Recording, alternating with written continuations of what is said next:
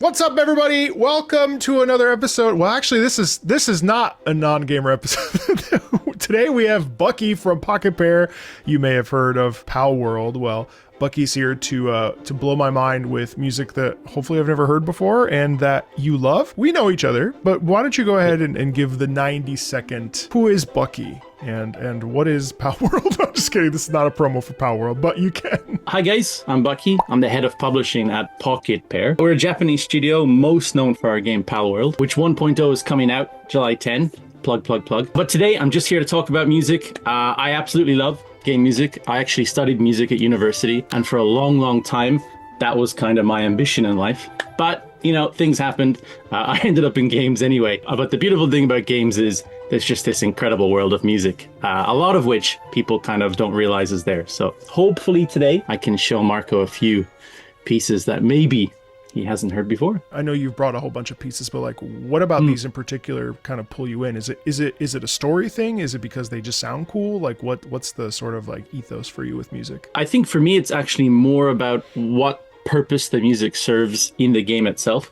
There's a lot of like really cool music out there, and music that does like the wackiest things, which is really fun to listen to, of course. But in my opinion, some of the best game music is trying to tell a story in that kind of 3 or 4 minute timeline, right?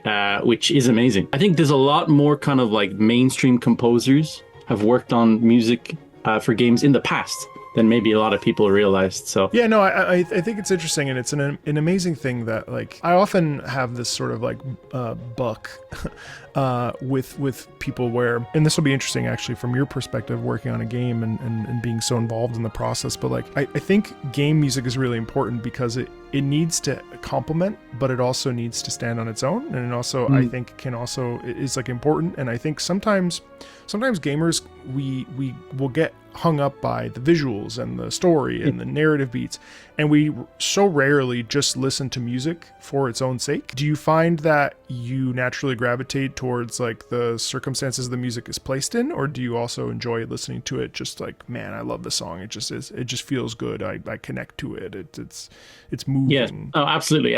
I mean, like there's a lot of game music that I listen to on a daily basis. I just add to my Spotify and stuff like that. I think it's more just a case of, with let's say like traditional music, pop music, or even traditional classic music in many ways, it's music for music, right? It's trying to kind of invoke a feeling, whereas game music is more trying to sometimes tell a story, but also sometimes try to like set the scene, right? Like, game battle music is obviously like the easy one to go to, but it's trying to get you hyped up, trying to set the scene, the stakes are high, that kind of stuff. And I don't know, I just find it's like way easier for me to just kind of chill out, zone out listening to game music than it is to anything else, really. Yeah, I love it. All right, well, let's get started.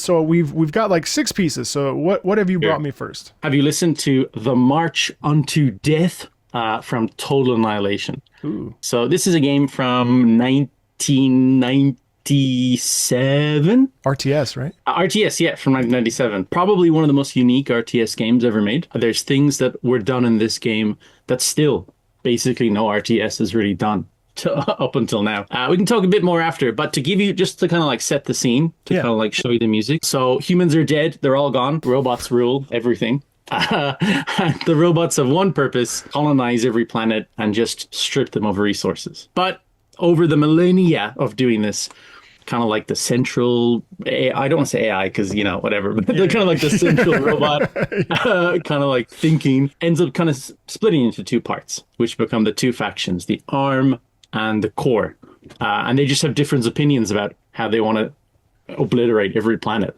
and then they start killing each other. But what's cool about Total Annihilation is it's just emotionless on the surface.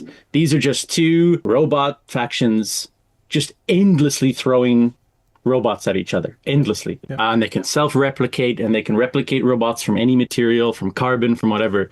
So it's just, like the game's called, complete Total Annihilation. They just never stop. And yet, the music they decided to make for this game really kind of paints it. Kind of an almost tragically beautiful picture. Okay.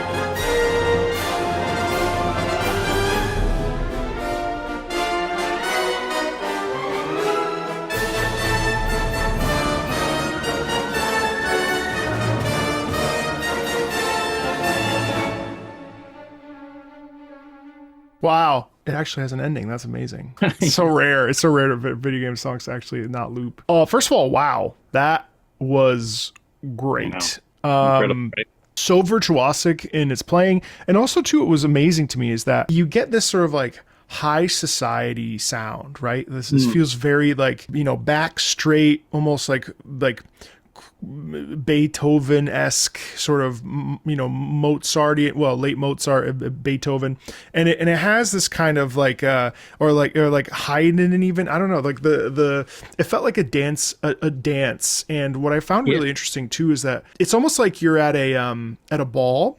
And let's say you see your nemesis there, and the nemesis turns to face you, and you whip out your glove and you smack them and you challenge them to a duel. There's a scene in Eugene Onegin by Tchaikovsky where Lenski and Onegin, there's some jealousy, and so Lenski challenges his friend Onegin to a duel, and it's like, oh. And so it feels like, based on what you told me with the two like factions, it almost feels like the two of them are like meeting face to face, wanting to come to a natural conclusion where they agree, but then someone says, you know what? Fuck you, buddy. And all of a sudden it's just, the bets are off. And so it's interesting to me though, because if this is like a sophisticated AI, what I find really interesting is that it doesn't do the like robotic sound. It's that organic, natural, and so there's a lot of poise, and it's like these robots are hyper sentient, even though they're cold and calculating, there's this kind of like measure. I love how measured it was too. Anyway, sorry, yes. I loved it. It was such an interesting track. I want to share this with non-gamers. That's so super cool. I mean, the whole soundtrack for Total Annihilation is absolute poetry in music, and you should really listen to it. So it's actually composed by Jeremy Soule, who went on to do Skyrim and stuff like Guild Wars, Skyrim, this is like one of his early kind of hits, I guess you could say. But like, again, like the juxtaposition between the music and the game, that's kind of the beauty of it. The game is completely void of emotion. It's just absolute sterile. These two factions are just endlessly at war, This idea of like huge orchestral pieces, and every piece in the soundtrack is a big kind of orchestral kind of number. It really is just a very beautiful thing to listen to. Yeah, absolutely. I mean, that's really cool. And I also like how it just feels like there's like hints of optimism in it too. Like it's not just angry. I almost wonder if the track is not like, if it doesn't itself pick sides, like who's it rooting for? You know what I mean? Maybe I wouldn't say optimism, but I think it's what it might be more so is that I don't think these guys hate each other. Like the ARM and the core, I think there is actually no hate between them. I think they're just simply programmed to kill each other. Right. They just kill each other in these kind of almost beautiful, huge, destructive ways with these like crazy machines and weapons. And it's funny because you hear this now, 2026. Yeah. If you go and watch gameplay, in my opinion, it holds up, but I think most people watching probably won't think it holds up. But it is kind of a beautiful cacophony of, destruction and annihilation. What do you think about that statement, the idea of holding up? Because it's come up a lot, obviously, with the Legend of Zelda remake of Ocarina of Time, and then also to just in general, I've been playing Kingdom Hearts and that 2002, and it's interesting because both of those games hold up in different ways. But like, what's your perspective from the world of game design and game dev, like the idea of retaining something for years and years and years? Do we feel like gamers are sort of impatient and don't necessarily... Whoa. I would never speak ill of the gamers. I would never speak ill of the gamers. It's a really interesting question, and I think the answer is actually changing now because of time. There was a period, let's say the PS1 to PS3 kind of generations. There was this period where not holding up simply meant graphical fidelity, right? It meant graphics have kind of, tripled in the last 6 months already. This game looks like garbage now. And for a time, I think that was the kind of prevailing thought, right? You buy a new PS3 game, you look back at a PS1 game, and you're like, oh, how could I ever have played this? Right? But now, I think a lot of people are now starting to look back And actually, Total Annihilation is a good example. Yeah, I mean, you look at it now, it's like blobs moving on a screen. You're kind of like, I kind of get what's going on. It kind of looks a bit strange, but mechanically, 30 years ahead of its time. You know, there's RTS games that still mechanically don't do what Total Annihilation was trying to do. You know, to give you a super quick example, a lot of RTSs, the way units will engage in combat is through hit scan. So my unit plays an animation, your unit plays damage. There's no actual projectiles or anything going out. There's no physics being calculated. It's just animation plays, you take damage. But Total Annihilation, and actually the arrows in Age of Empires, the original, is a good example. These were actually projectiles. You know, they would actually move. And if they didn't hit the unit, nothing happened, right? And in something like Age of Empires, it's a nice kind of like almost a gimmick, because there's only a few arrows. But Total Annihilation is just hundreds of missiles always flying around, missing their targets, right? It creates this like incredible scene of chaos. So I think, you know, graphically, does it hold up? No, not for most people. But mechanically, I think a lot of games absolutely mechanically kind of hold up. I love when you would find things. And RTSs too are such a unique genre. I haven't played an RTS since like Empire at War. Sorry, right. That's the last RTS I played. But yeah, that's cool. Thank you for bringing that for me. That was really, really, really, really fun to listen to. Thank you. I'm glad you liked it. It feels weird to be on this side of the thing, because usually I'm like, "What did you think?" and I'm trying to coerce I loved people. it. Yeah, I loved it. Perfect. I'm glad. All right, good. I loved it. So this is the commander's theme from the last spell. I'm going to assume you maybe don't know this one. This one I do not know.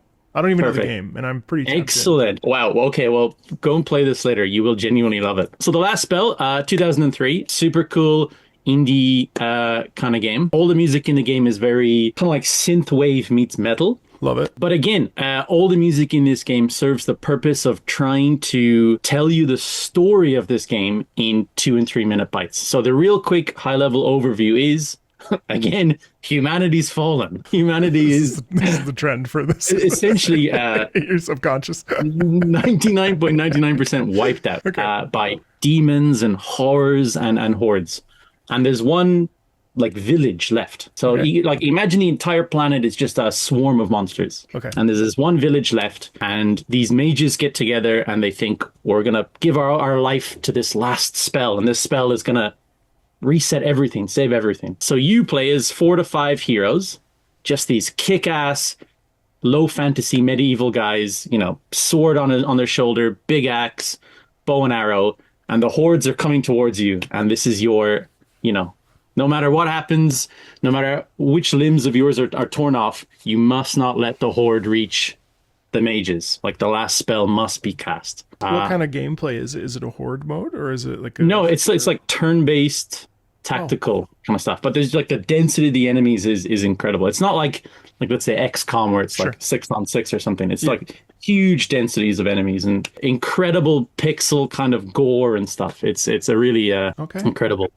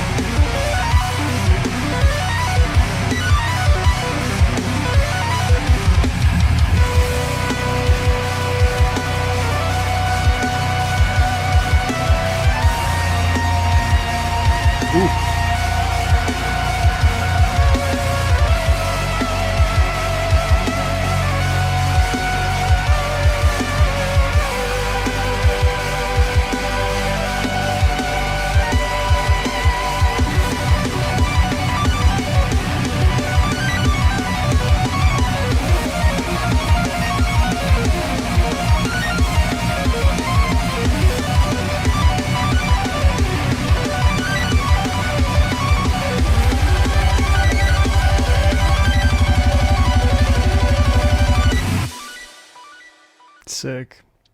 Short and sweet. Too. Short Yeah, and sweet. exactly. You know what's cool about that is that it actually has like we actually go on a journey, and it's interesting because the journey is always about like gumption and power and like I really like how at the beginning though you start with that low piano and then it just gets muddied because that's like it's like okay, boom, the gates are closed but I can see them out there. Yeah, you know, exactly. And then it's interesting because it goes into that little like piano, I think it was a piano upper register lilt kind of descending down where it's almost like, damn, I wish I didn't have to do this, you know, like there's some doubt in it, and then all of a sudden it's just like, let's go. All right. And then the whole thing is just building. And I also really like the double bass drum. That actually feels, I know it's medieval, but it's maybe it could be like, you know, SMG spray of ice, whatever.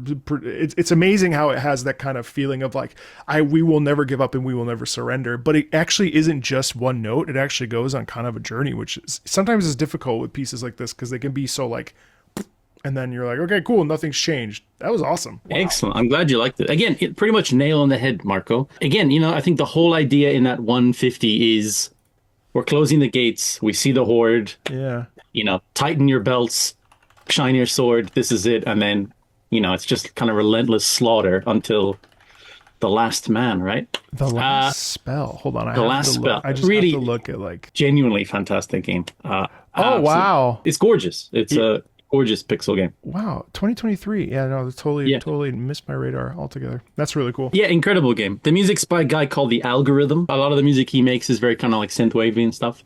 Really, really cool stuff. It's also kind of unique to have synthwave into metal for like this kind of setting. You know what I mean? So it's a bold choice to really lean into that. Now, Bucky, I mean, like you, I think we've actually talked about this, where you pretty much exclusively play indie games. Almost, yeah. What was that decision for you, where you were like, you know what, I only want, well, I assume supporting small dev teams, but like, what about indie sort of captured your curiosity and your passion? Sure. I mean, I've talked about this quite a bit. Oh, never mind. Sorry. It's no. It's quite hard to articulate because I always kind of get in trouble every time because I kind of put my foot in it. But 95% of my time I'm playing indie games. Of course, this is, you know, motivated by I want to support indie devs and stuff, but more so it's just this feeling that I play a lot of games. I know it's very cliche to say, but genuinely it's kind of all I do every single day. I just kind of feel that like big gaming, AAA, AA, this kind of stuff.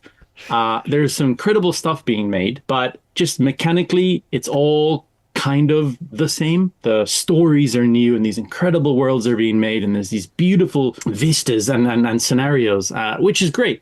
It's amazing. But mechanically, it just all kind of falls under the same kind of thing. Yeah, standardized. Whereas indies, I mean, every day there's an indie coming out that just is doing something that no one else does. You get these really interesting ideas, a lot of fusions, a lot of like mechanical mixes. And yeah, over the years, I just kind of got into the habit of literally playing indies every day because I love game feel. I love game mechanics. Yeah. And I love when people try to do things in their own kind of way. I don't want to age you, but I feel like we're close in age. and one of the interesting things is that if you think about it, you know, people that grew up in a certain generation, PlayStation 2, PlayStation 3, as an example, we're not talking about Sony, but like, you know, like there was always a game would come out that wouldn't feel like another game. Yeah. And literally, I mean, the control schemes themselves would be completely different. I mean, I remember this distinctly where I was like, how the fuck do I control this game? But then, you know, and then the muscle memory, whereas now is kind of for better or for worse, this homogenized, you know, square is action and triangle is that and R2 is shooting, you know. So I think, I don't want to put words in your mouth, but to me that makes sense. And that's also why I enjoy indie games, because it feels like how it felt when I was a kid, where it was like, okay, today I've got Final Fantasy, tomorrow I've got Chrono Cross, the next day I've got, you know, Bushido Blade, the next day I've got, you know, whatever. Like they're all Tenchu, you know what I mean? They're all kind of different in the way that they function.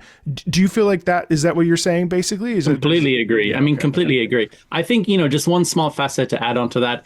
I think the kind of advent of big blockbuster franchises is really what kind of like set this tone of games need to be like hyper accessible, and games need to maybe try to not rock the boat too much mechanically. I think that's really what kind of like changed this kind of stuff. You know, I absolutely bear no ill will towards Call of Duty, but I must bring it up because it is the ultimate example. I do not hate this series at all. Genuinely no kind of bad feelings, but Call of Duty 1, 2, and 3, these were just like semi-milsim World War II kind of games. Like they had these like big beats.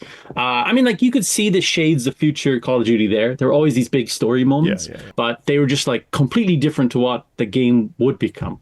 Call of Duty 4, inspired idea, Modern Warfare, genius at that time. But it's really what kind of set in motion this kind of, okay, well, you know, we're gonna kind of iterate more.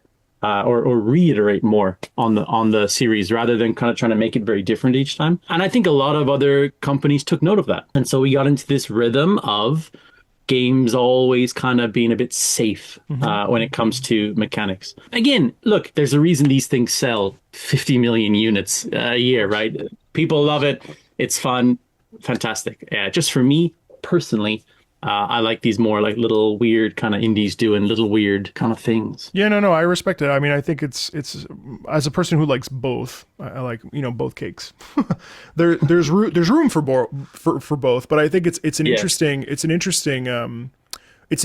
world that we live in where just the cost of gaming has gone up so exponentially, and of course, and then so it's a whole interesting and complex world, especially like for a person who's passionate about games. It makes sense to me why you would, you know, prescribe more towards the indie landscape or whatever you want to call it versus larger stuff. So yeah, not a gotcha question. I was curious because I find it really interesting and I respect it a lot because I also play a ton of indie games as well. Nice. I may not finish them, but I play them and support them and so on and so forth. Okay, what's next? If you know this game, I will consider you one of the greatest guys in all of gaming and music. I would love to know.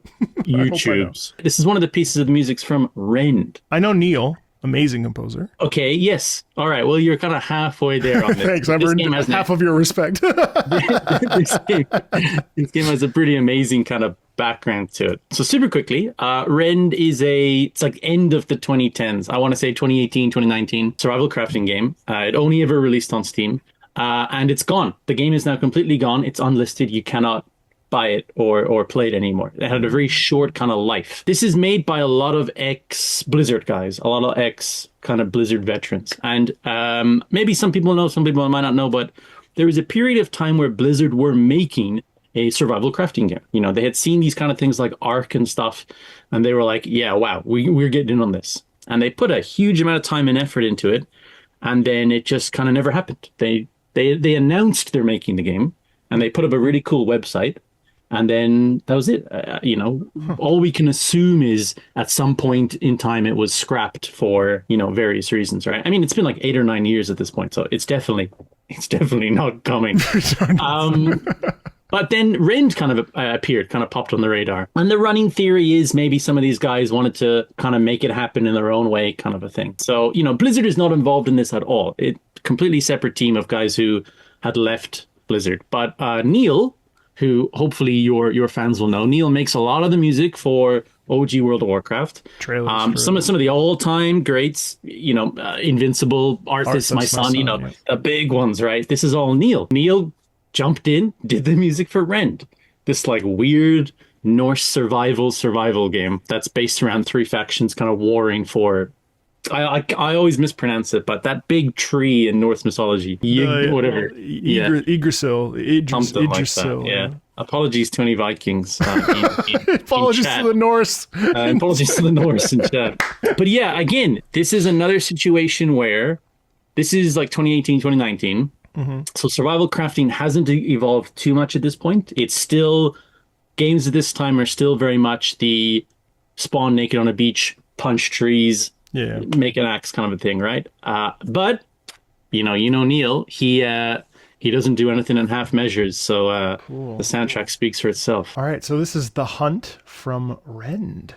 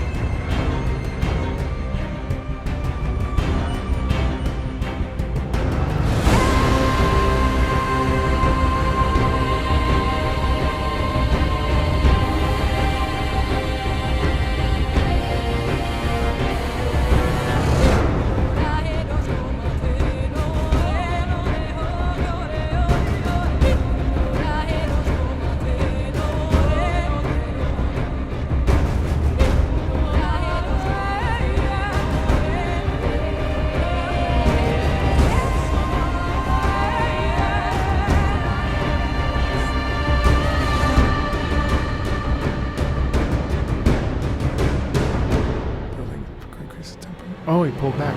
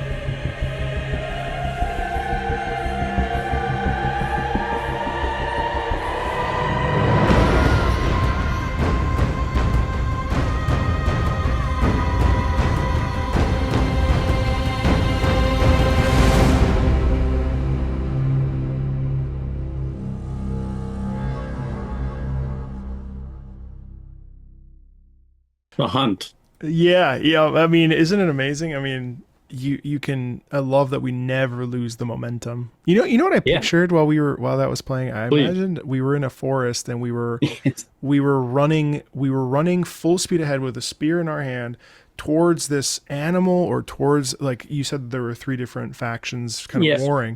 And so what was interesting is that there's a little bit of like stalking the prey at the beginning, even though we have momentum. And then when the voices come in, it's like, let's go. And then we maybe we have a group of two other people with us, and we just beeline it. And we see one of the other people out in the distance. And then what I found was really interesting is that then we actually end up having a duet with the male vocal and the Yes. female vocal.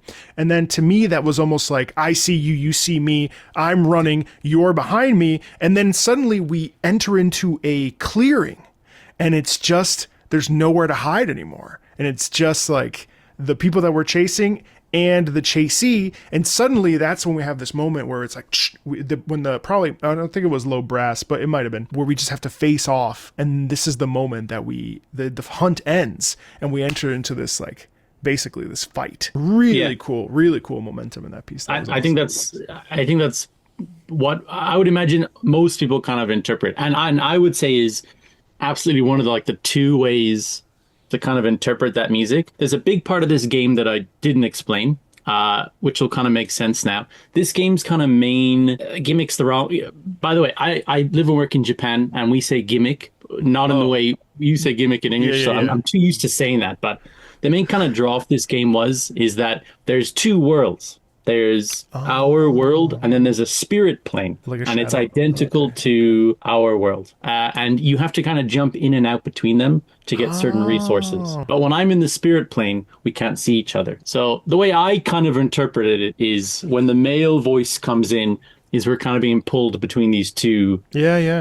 Kind of sides, right? But definitely, I also strongly get we're running through a woods, we're chasing something, stakes are high kind of a situation. But it's interesting because there's just like constant tension laden within it. So it's almost like even if we enter into that shadow realm, it's almost like you can't be there for too long because you're gonna get consumed by whatever. Like you'll lose your own spirit if you're there for too long. So there's almost like there's a timer attached. It's interesting. No, exactly. The game, there was a limitation on how long you could be in there. I can't super remember how that mechanic worked. I think it might have just pulled you back out automatically, but there was some kind of like time limit or something, the way it like pulled you in and out. I appreciate that the piece basically just has this sort of mixture of naturality and like like an organic thing, but then also there is this like scientific quality to it in the way that some of the music kind of presses into itself. It's really interesting. All I could say is it's a nice piece. I mean, it's like it is. Well, like Neil, awesome. Neil Curry, he's nothing short of a genius. Yeah. If you've got any big World of Warcraft guys in your chat, This game came out 2018, 2019, but the music would have been composed shortly after kind of like Warlords of Draenor had just come out. So you can hear a lot of those kind of ideas, those kind of like big brass, kind of like bomb, bomb, bomb. Warlords of Draenor, that expansion was just full of these like huge brassy kind of stepping motions. So I think it's really cool that you can kind of hear, maybe Neil hadn't quite forgotten that whole part of his WoW life at that point. Well, it is amazing how much like, you kind of, you can borrow with yourself and change things up. And I mean, like, it's kind of interesting too, because like a composer like Gioacchino Rossini, like there are a couple operas that he almost identically took the same melody and just they put it in French, but then he added like a song, like, and there's nothing wrong with when you borrow from your own ideas. Sure. It's such a like a normal part of the music making process, or it has been. So it's really interesting to hear that, because I actually don't know much of the Warlords of Draenor soundtrack. So that's interesting. Oh, okay. It's fantastic. I was actually going to bring some WoW music, but I thought this would be more interesting. How pedestrian of you. Oh, that's it. Well, that's it. I thought, I'm sure he's heard it all by this point. All 800 pieces of music. Okay. What's next? The industrial version of the Arabia theme from Civ. Oh, I just heard this recently. No! I can swap it out. I've got more. Why? More. I like it. Well, I mean, it's up to you. Did you listen to the industrial one specifically? Probably. Actually, yes. Yeah. Almost 100% positive. Yeah, no. Between this and Jerusalem, this piece is beautiful. We should play it. No, we should play it. It is. For them. Some people may not know it. No, we should play it. The gamers. We should play it. Okay, sure. What's really cool about this one is this is the Arabia theme. It's the industrial version, and it's geniusly split into two parts, essentially. And each part it just mirrors each other almost one for one. The first half is Arabia is kind of exiting the kind of Renaissance middle era, and then we kind of swell into, and here we are, the Industrial Revolution's beginning, modernity's coming in. This is the new norm. And it's cool because, minor spoilers, but it starts with the kind of instrumentation you expect, and you can almost hear that being dragged out as the industrial kind of thing comes in. There is a super fun fact about this melody, but we can save that for after. Okay. Any keen listeners might pick up on it.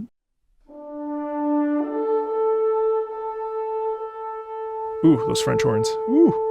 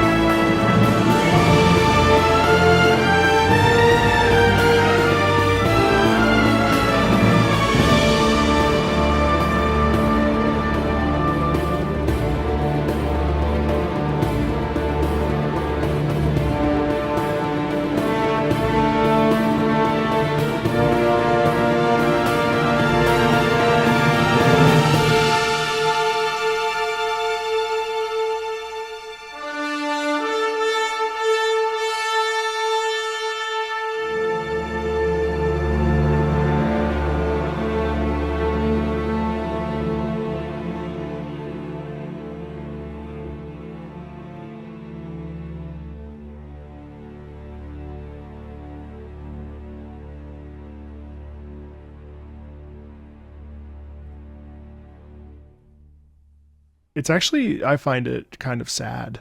It is sad. Yeah. Marco, it is sad. It's 100% sad.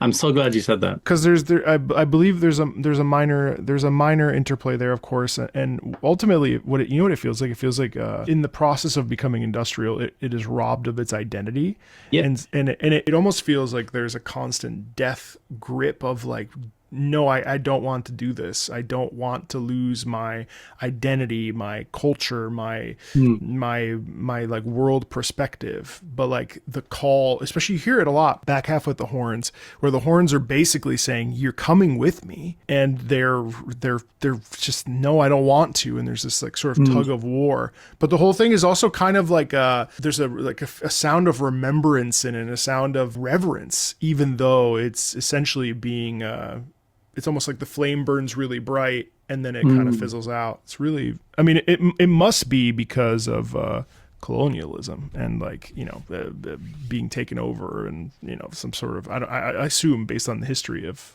certain areas. I mean, I think you're pretty much 100% correct. I think it is this identity, like when this kind of industrial period comes in, it's just the identity being robbed, right? As everything becomes, factories and smoke and billows and stuff. And, I think the piece shows that in a lot of ways, simply by changing the instrumentation at the beginning and end. And then, like you said, the horns kind of always pulling kind of through the instruments. Super fun fact about this, that if you ever actually look this up on YouTube, you'll see a lot of people in the comments mention this sounds a lot like Bonnie M's Rasputin. Everyone said this. Wait a minute, this sounds a lot like the verse to Bonnie's M Rasputin. That is an old Ottoman folk song. Oh wow, that's where it comes from. So it doesn't just sound like it. It's the same. This is the same. That central theme, that central melody, is an old Ottoman folk song that I guess Bonnie M found at some point and made into the iconic, Rasputin. But yeah, that's why it sounds so similar. I had no idea. Wow, that's awesome. Or well, not awesome, I guess, but that's cool. That's awesome. This and Jerusalem, both from Civ 6, are just so. I love when pieces of music vomit emotion, when they just like they lay it all out, and you kind of just are like, whoa, and you're like changed slightly from listening to it. I know that's hyperbolic, but like no, I completely I agree. There's very, very few pieces in the Civ catalog that don't just kind of move you almost immediately. Again, Civ's the only game I believe up to now that has ever won a Grammy. Still, Civ is the only game. Everyone knows like the Baba Yetu from Civ 4 and Dream of Flight and stuff. These like huge, like Christopher Tin's continued vomiting of genius on the Civ franchise. But a lot of these kind of more simple, not simple, but a lot of these more like in-game pieces that Jeff makes. And by the way, he makes 3 or 4 versions of all of these, like for the different time periods, of course, right? Which is absolutely unbelievable that he does that. So many of these are just incredible. And, I think Civ players have a lot of respect for the music that plays in the game. So it's a really kind of beautiful kind of harmony that exists between the music in the games and the kind of culture around it. Yeah, 1000%. I think, you bring up an interesting point about the Grammys, because now there is that category where they have the actual games on that list. But it's always very interesting to me. And I think Christopher Tin being nominated and winning for that particular, for Baba Yetu, of course, like that's interesting, because I'm glad there's a category, right? Yeah. It's important. But also to win in the category that he was in. Yeah. So it was the 53rd annual Grammy Awards, Best Arrangement, Instrument and Vocals. Yeah. So, it's kind of interesting, because like, I think it's great that we have a category, but also it's kind of astounding that, that like Baba Yetu, like now I don't know what it was competing with in that particular category, but like the fact that it won film, TV, multimedia, and world beat categories. I mean, it's crazy, because like that is such a crazy level of achievement. And I don't know about you, but like I often feel like there's this bit of like an interesting interplay with games these days, where games make more money than movies. But yet I still feel like we sometimes pander to try to be like, hey, I'm not weird anymore. 100%. No, you are absolutely correct. Games as a medium is financially surpassing almost everything at this point. But there's a lot of reasons why it still kind of sits out. It doesn't sit outside the mainstream per se, but it certainly hasn't kind of really hit the kind of public sphere. And there's a lot of reasons for this. But, when you go down the list of things the general public don't think about games, I mean, music is definitely like right down the bottom.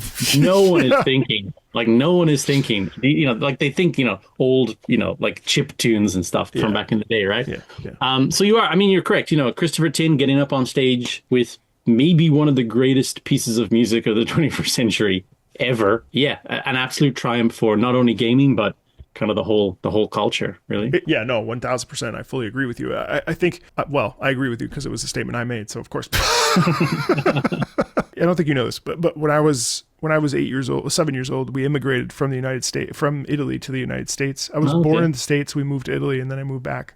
And my grandparents, the very first thing that I ever received was a Super Nintendo with the Super Mario World and Power Rangers, right? Yeah. And they ruined my life. I mean, like that's it. Like that was literally the moment. And I've been passionate about games, all the time. When I was gigging, I would bring my PlayStation, or when I was in France for my last gig in 2018-19, I literally, like, at the time I was living in DC and I was playing The Division 2, which was based in DC in this random small town in France, while, like, no one spoke English anyway. So it was like, games has always been this comfort for me. What I find really interesting is to reach out to people and be like, hey, game music is awesome. You may not like all of it, but we should be having a conversation about it. I don't even care. I don't even care. Like, it doesn't even have to be the top 50 greatest video game hits, but like, I need these musicians to, at least be plugging into, hey, this is like a legitimate art. Because here's the thing: when I was coming up, we were doing compositions, and composers were writing music for modern operatic audiences, but they were kind of bad. All of the talent was in games and in film. It's an interesting life to spend time with something like this. Like, I mean, this is only a couple years old. Like, this is a monumental piece of classical music, or just a piece of music, right? Let's even get rid of the category. And it's like, there are people that do not know that this exists due to bias, due to inability of no access, whatever. And it's like, who then introduces people to this? Because someone has to. How does it get introduced, right? Exactly. I don't know. I mean, besides doing what I'm doing, but like, but you need like a megaphone, you know what I mean? Like, it's so important. And like, cause this is all the pieces you've played for me, especially, are all great and really enjoyable, but like, Arabia is such a special theme that, like, classical music people would it's like, you got me on a tangent, but sorry, I do this, but I'll go off for like an hour. But like, I was listening to some Monster Hunter like 3 years ago, and it was like Safajiva's theme, basically a Rachmaninoff concerto, whatever. And I was like, what's crazy is that if you put this in a symphony hall, they would be like, who's this? Where have they been? And it's like, bro, what do you mean? They're right there. You just have no clue. I get very agitated. Yeah, I've thought about this many, many times. The logistics would be too impossible to do, but how incredible would it be to get 400, 500 of like big classical orchestral music guys, tell them nothing, invite them to a concert hall, and just have them sit through an hour and a half of game music being performed, right? And never don't explain nothing. Just say exactly. Yeah, just say you're going to listen to some music that we think you haven't heard before. Yeah. I guarantee you, it would blow them away. They would just be absolutely stunned. But the issue, really, what it comes down to is the financial component, and then also to just like programming and board members and structure. Because like, I have a buddy, Robert Toohey, who is a prolific conductor, and he's actually become obsessed. My fault. I take full credit. He became obsessed with FromSoft music. Right. Well, FromSoft games, gold standard. He's obsessed, and I find it really interesting that, like, here's a guy who like literally programs. And I was like, hey, well, he's like, oh, I would love to program. Are you kidding? I just the structure of the event. Oh man, what you just described is like a dream for me. To just be like, if you ever pull it off, please send me a ticket. Invite me so I can be there. That's all I'll say. That would be such a sight. Not to belabor this point, but like I'm grateful that, like, for instance, with the Game Awards with Jeff, like Jeff does, I think Jeff understands the value of that, and so he'll, you know, we do the montage at the end and what have you, and I think like I want that, but like times 1,000.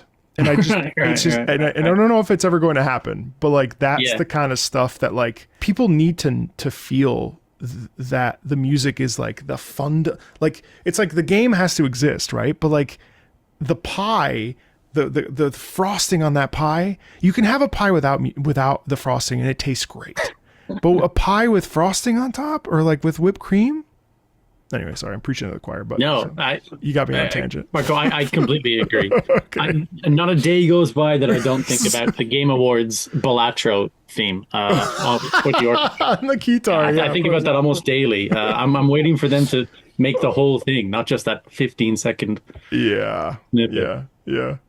All right, what's next? You played Crypt of the Necrodancer, I assume. You played Loop Hero, I assume. No. Oh, locking in Loop Hero. Next, I'm going to show you Cosmic Temperance from Loop Hero. Beautiful game, very simple game. A game that looks very simple, but in reality is actually quite complex. You wake up, there's nothing. Empty, void, just a path. And you walk around the path and you realize it's a loop. You just keep walking and walking. And eventually you discover, for whatever reason, you can materialize reality in this emptiness. So you make a forest, you make a mountain, you make a house, and the more you fill in the void, the more the void kind of starts pushing back. It's almost like saying, no, no, stop. You're just supposed to exist in nothing. And when you get closer to kind of finishing around, this kind of entity starts to appear and repeatedly warns you, stop doing stuff. And eventually, when you really flesh out the void in the way you want to, the entity will appear and he'll stand at essentially the goal line of the loop to stop you from finishing one kind of last loop. So Cosmic Temperance is the theme that plays the first time the entity kind of stands before you. It's kind of your first time against this cosmic kind of being.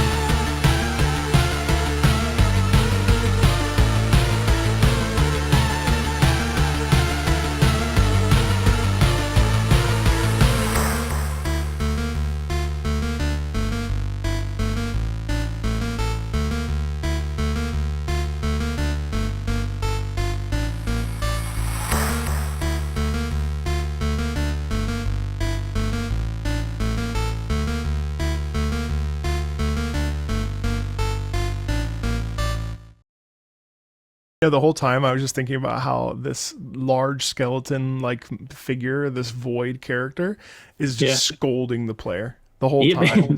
That's literally it. It's so interesting though, because it chooses to go in a couple different, the ba beep ba bum beep ba beep ba beep ba beep ba beep. It almost feels like the player's like, what do you want me to do? Like, this is what I'm supposed to do. This is what I was born to do. Like, I just want to do this. And the thing is like, no.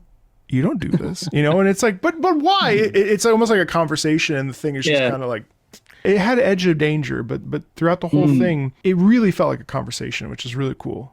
A conversation that the player can never win, though. There's like an eeriness to it, right? Yeah, 1,000%. I think the kind of like the way it kind of goes back and forth, especially there's almost an unsettling kind of like feeling to it, which probably is kind of to be interpreted as a bit of a conversation between man and this cosmic thing, basically. I like when games sort of play into the idea of like, what would it be like to have a conversation with God, right? Like, or with some sort of what a great game that would be, by the way. But all that to say, like, that's really cool. Like, I don't have much to say about this one other than the fact that that's really, really neat. I love how it stretches this emotion, and it goes for everything, right? I mean, like, even opera is just like suspending, for 3 minutes singing about how much you love somebody.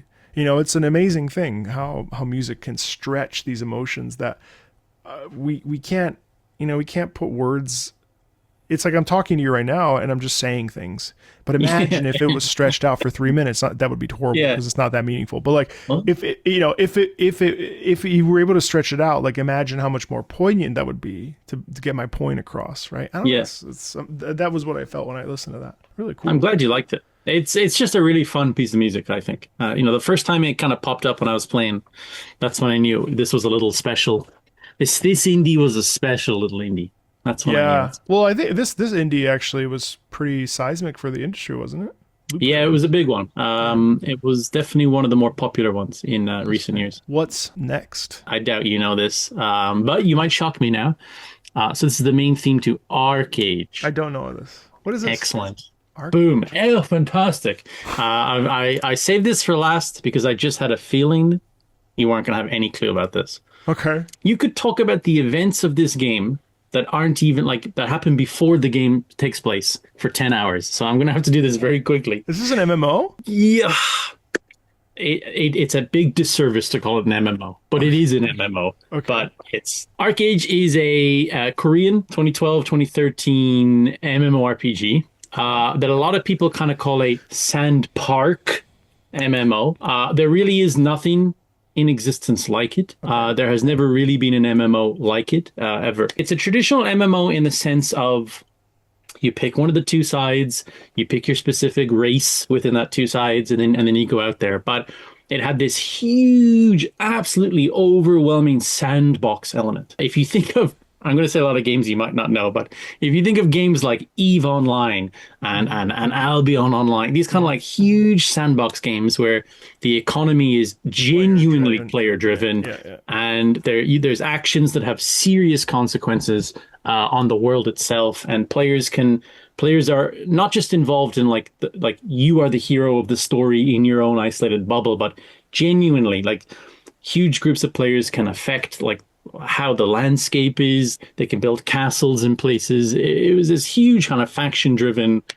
very PvP-driven game that was huge in Korea. I mean, it still exists. It's kind of fizzled out of popularity. It had a very tough time in the West.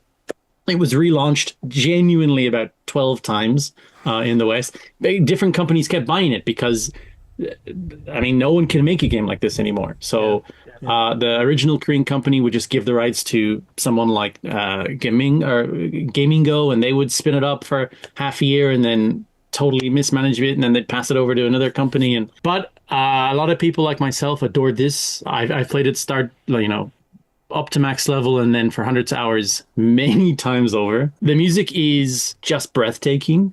This particular piece, I believe the intention is to try and kind of give you the lore. So there's 3 continents, but everyone lives on the northern continent, which is called Aurora. Everyone lived there. Absolute, Marco, just paradise on Earth. And then, people did what they weren't supposed to do. They like busted into the gods had this garden, very biblical, I know. And everyone's like, let's get in there, party in the garden. Everyone got in, all the races got in, and they got crazy powers. And then the gods were like, well, yeah, fuck that. And they kind of it shattered, everything kind of shattered. And so all the races did what was called the Great Migration. So they completely abandoned the northern continent and they sailed. And they split, and half the races went to the western continent and half went to the eastern continent. And then the game kind of takes place where these two continents, now they just don't like each other over the generations because of this divide. And they've become the kind of, the names, it was like the Newian Alliance. It was one side and the West. I always played East, but the West, whatever they were called. And this kind of like takes place in that now humanity is reborn. All the races in their respective continents are together. There is hope. Cities are being rebuilt. Families are kind of being reborn. Things look good. Now, when you get into the game, things are not good. But the beginning is hopeful. We're back. We're rebuilding. I've always been drawn to MMOs. Not WoW for whatever reason, but sure. Final Fantasy 14, 700 hours. Guild Wars 2, 300 hours. Like, just, oh yeah. So everything you just described, I'm like, oh shit. Yeah. That sounds great. Archaege was special. It was a very, very special game. Cool. Okay, so this is Archaege's main theme. Yes.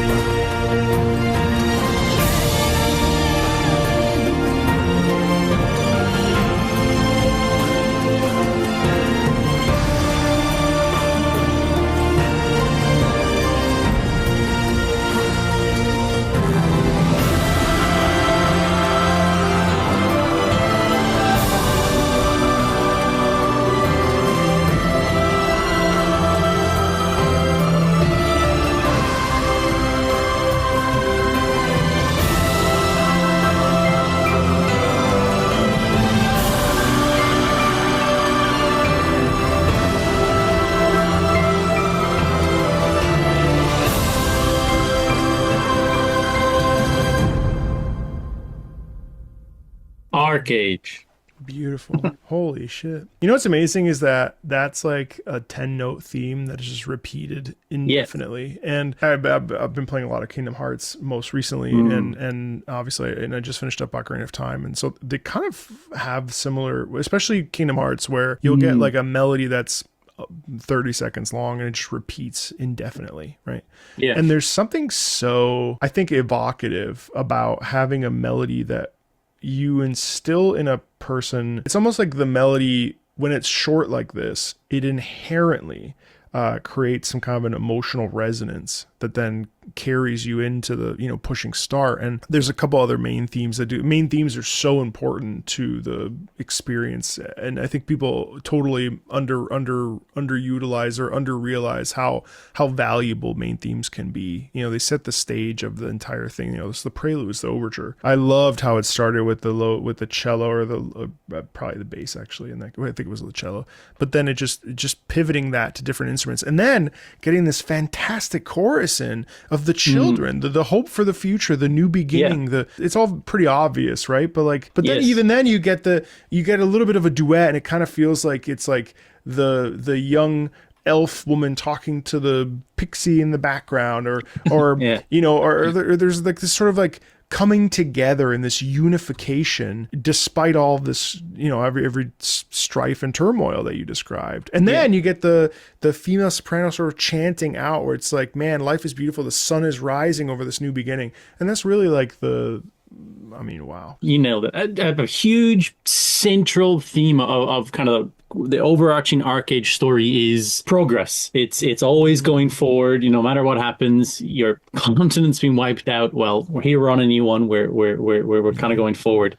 It's a bit hard to pick up like without kind of knowing, but another huge part of Archaege is it's very tribal, because they've moved to these new continents. A lot of the cities, a lot of the main hubs, they're very basic. You know, we're talking tents and stuff. It's very tribal. It's very like we're starting fresh, very communal.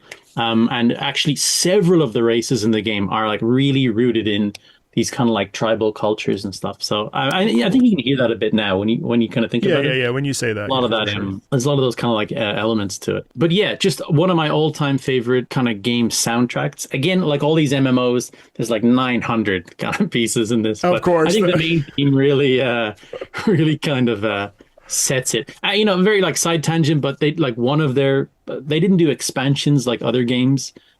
Per se, but one of their kind of big updates, they just suddenly went into like pop. This was like when K-pop was really starting to take off, and the menu theme totally changed to like a pop rock kind of thing. And half the community believe this is the pinnacle of Archaege music. Others, like myself, really wanted to hear it. So this was like the main menu theme. This piece of music. So always wanted this to come back. You know, bring back the OG. You know, imagine a World of Warcraft got rid of that like iconic kind of you know main menu stuff, right? But also, there's something to be said. One of the things that I notice the most about folks that will come onto the channel or like, you know, comment is their passion. And I think like these songs become, it's interesting because they clearly outlive the game. But also there's this fervor and pride and ownership and celebration, for better or for worse, mind you, of music and games, because it feels like it's a reflection on. It's like with someone where like Final Fantasy IX's music isn't very good, I would say, well, you're a fucking idiot. You know what I mean? Like I would try not to say that, but in my brain I would be like, no, you're wrong, bro. You're like, you know, when someone says Ace Combat's music's not very good, I'm like, hold on now, that's simply not true. Yeah, no, totally. I can totally understand why you would be upset, especially with such a radical change. That's amazing. I mean, gosh, you know, you brought so many pieces that I enjoyed, and I don't think I disliked any of those. And furthermore, excellent. They're all different, and they also showcased a wide range of genres. And moreover, I think the point that I would like to make, and hopefully you guys watching this will feel the same, but there is more out there than just the top 50 best songs ever made, right? Like we didn't hear a single bad track today. And one of the worst things about the games industry is how fast it moves. And things from last week disappear. Great pieces of music. Babylon's Fall. Have you ever heard of this game? Babylon's Fall. Platinum Games looter shooter. Maybe no, I haven't. Let me just do one for you. Okay. Babylon's Fall was a game that basically was DOA instantly. Okay. It has one of the most glorious songs, really soundtracks, like modern classical music, operatic writing. And this track is called Prelude to Reclamation. The thing that bums me out is that because the game failed, and no one will ever hear this. Wow. And that's devastating. Now, of course, to be fair, there's tons of classical music that, you know, composer goes crazy, burns half their stuff, so you never hear it, which is, you know, it happens. But in a digital world, it's very interesting. So this is Prelude to Reclamation.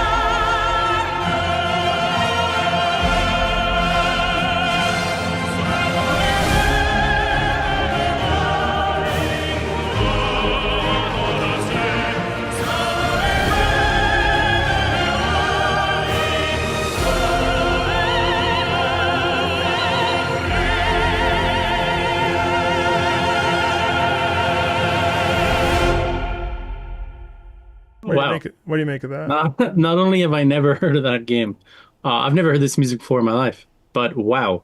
When was this released? Was this like an older? PS4, PS5. This was Wow, okay. Oh yeah, no, the server shut down the year it came out on March 3rd, 2022 and shut down February 27th. 2022. Wow, okay. I completely off. I thought this would have been way older. Oh no, it was gorgeous.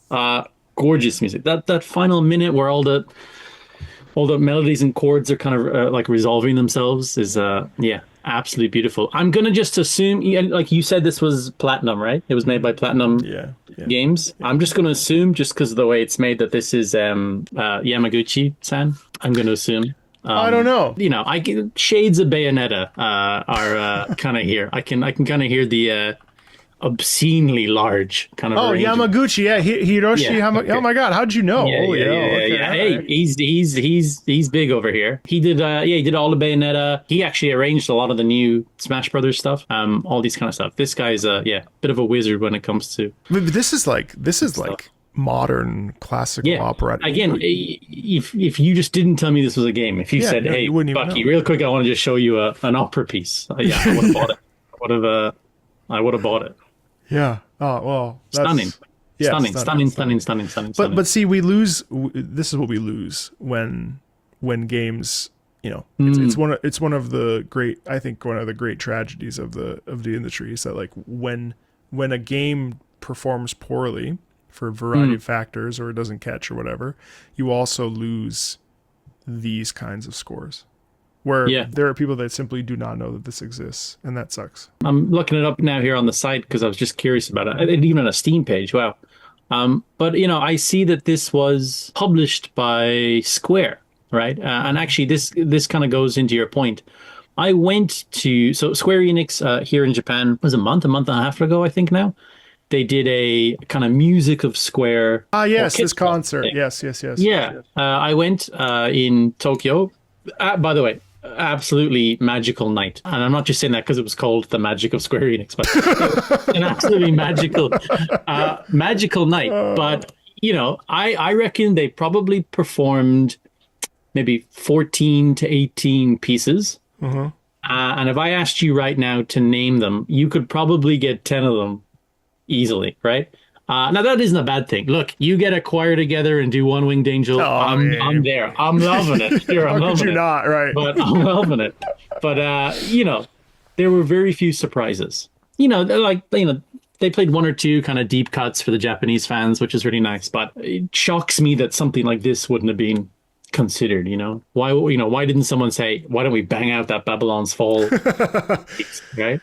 Yeah, well, again, I mean, I think it comes down to money and popularity and what's interesting, and you know, all the same factors as anything. I mean, like, unfortunately, that's just the way the cookie crumbles. But it's an interesting enigma, you know. But I think what's been really cool to me about this experience with you is that I feel like, first of all, you're very savvy with like music that's interesting and which is always appreciated. But also, like, it's clear to me that you value these.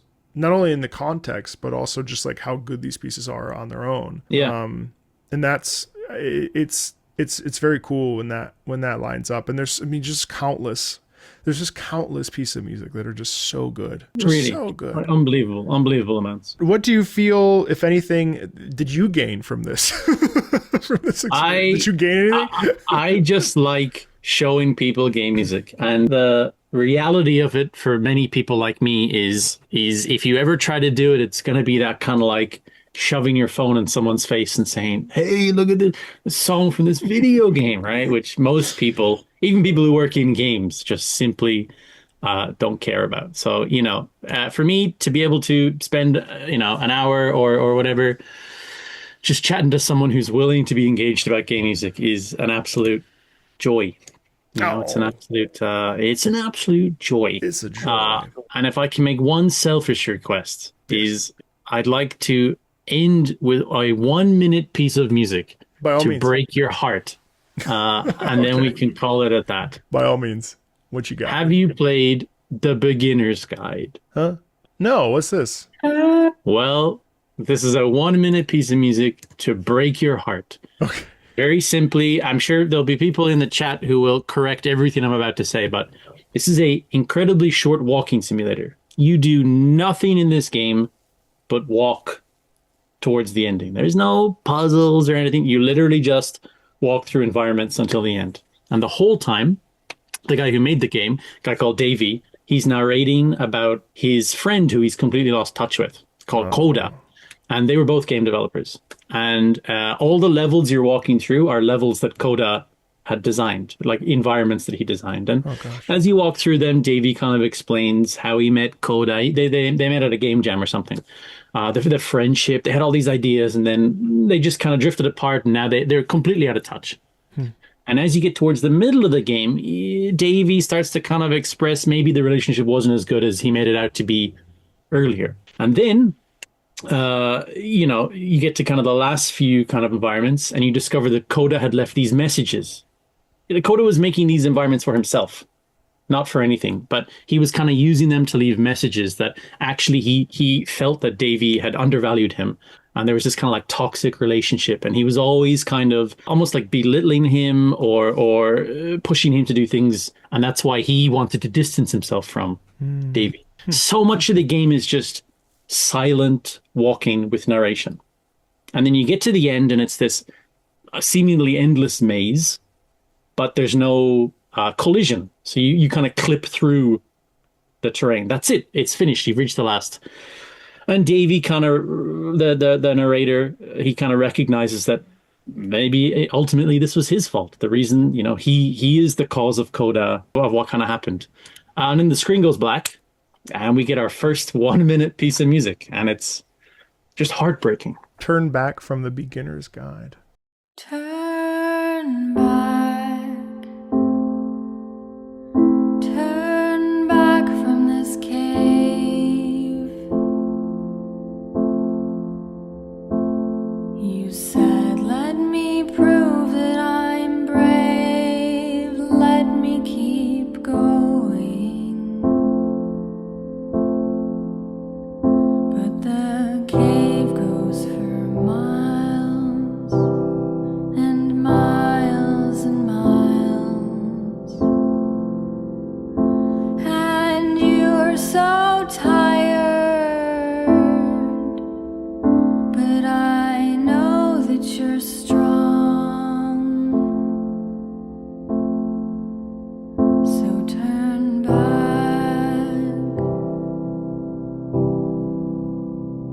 Turn back.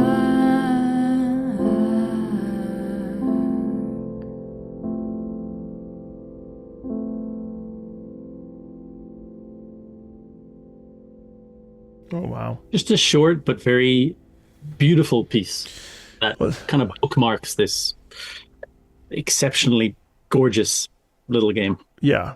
Even though the text painting with turn back and the sort of sliding down and the rawness in the singing, even though it's very pretty, but there's, it's all very like right in the mouth and very beautiful, but it has a sort of kind of broken quality to it. And then also too, like the steps in the piano, like the piano is so simple, nothing changes, just the same chord over and over and over. What a haunting explanation, but also just like also very like tragic. That's sad. It's a tragic, I hesitate to even call it a game. Because it really is just Davey Redden. I'm probably pronouncing his second name wrong. I apologize. It really is just him expressing this thing that happened to him, right? Through grief, really. Through a game, right? He just kind of did it like this. Davey Redden, he then went on to make a game called The Stanley Parable, right? Right? Of course. He's, simply a genius, this guy, right? It is a game. You can buy it on Steam. I recommend you play it. It's like 2.5 hours long max, but gorgeous experience. Absolutely gorgeous experience. Cool. Thank you so much for sharing that. Also, how depressing to end the video with the... Just as intended. Bucky, listen, I mean, Yeah. Annihilation, and we ended with Heartbreak. I see you had a whole plan. I mean, this That is was it. really terrific stuff and excellent musical choices, and also Thank too you. just like fun to listen to stuff. I mean, I listen to new stuff all the time, but it's fun to have like a very curated like, hey, let me show you this stuff. So thank you so much for wanting to come glad on you and be a enjoyed. part of this. Of course. Yeah, no, it was a delight, and thank you everybody for watching. I hope you discovered some new games, and definitely feel free to check out Palworld. This is not supported at all, but if you want to support Bucky, you check out Palworld. But also some of these games that Bucky brought, I think they're all really interesting, and the games industry can be a bit bleak at times, but there's also these gems in the rough, which are make it worth it. So thank you so much, and thank you everybody for watching, and yeah, we'll talk to you later. Bye everybody, take care.